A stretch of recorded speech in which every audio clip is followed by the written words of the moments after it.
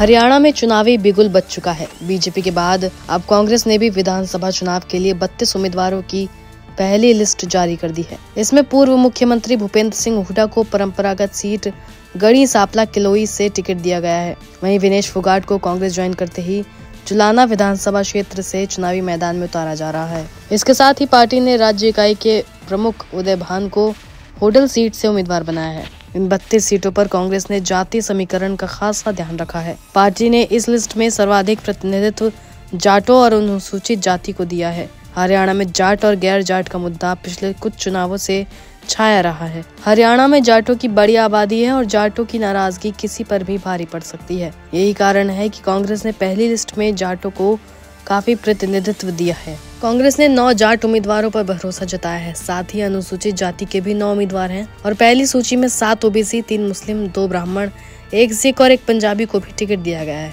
बता दें कि लिस्ट के मुताबिक कालका से प्रदीप चौधरी, नारायणगढ़ से शैली चौधरी, लाडवा से मेवा सिंह और रोहतक से भारत भूषण बत्रा को टिकट दिया गया है। लेकिन इस पूरे चुनाव में सभी की नजर पहली बार चुनाव लड़ने जा रही विनेश फोगाट पर रहने वाली है। कांग्रेस के वरिष्ठ नेता राहुल गांधी से मुलाकात के कुछ दिनों बाद विनेश फोगाट बजरंग पूनिया के साथ शुक्रवार को औपचारिक रूप से कांग्रेस में शामिल हो गयी। साथ ही फोगाट को विधानसभा चुनाव का टिकट भी मिल गया। वहीं पूनिया को पार्टी ने किसान कांग्रेस का कार्यकारी अध्यक्ष नियुक्त किया है।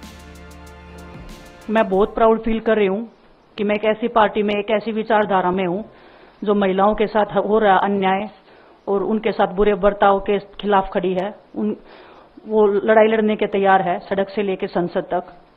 और मैं विश्वास दिलाती हूँ पूरे देशवासियों को कि जो मेहनत, जो लगन से हमने रेसलिंग में काम किया है, हम चाहते हैं कि देश के हर एक नागरिक को जो दर्द, जो तकलीफ हमने झेली है, खासकर महिलाओं के लिए, हर एक उस महिला के साथ में हम खड़े हैं जो अपने आप को लाचार, अपने आप को बेबस समझती है।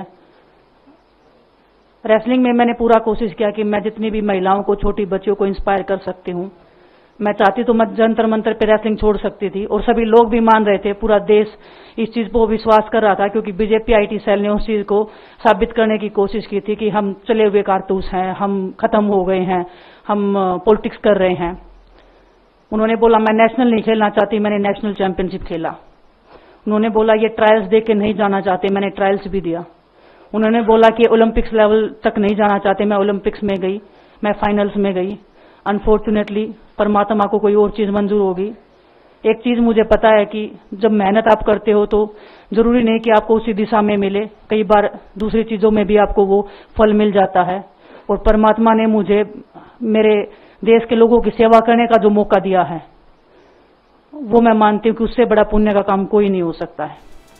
गौरतलब है कि हरियाणा के लिए भाजपा पहले ही उम्मीदवारों की लिस्ट जारी कर चुकी है। पार्टी ने अपनी पहली लिस्ट में 67 उम्मीदवारों का नाम घोषित किया है। मुख्यमंत्री नायब सिंह सैनी लाडवा से चुनाव मैदान में उतारे जाएंगे। हरियाणा की 90 विधानसभा सीटों पर एक चरण में 5 अक्टूबर को मतदान होगा और मतों की गिनती 8 अक्टूबर को होगी।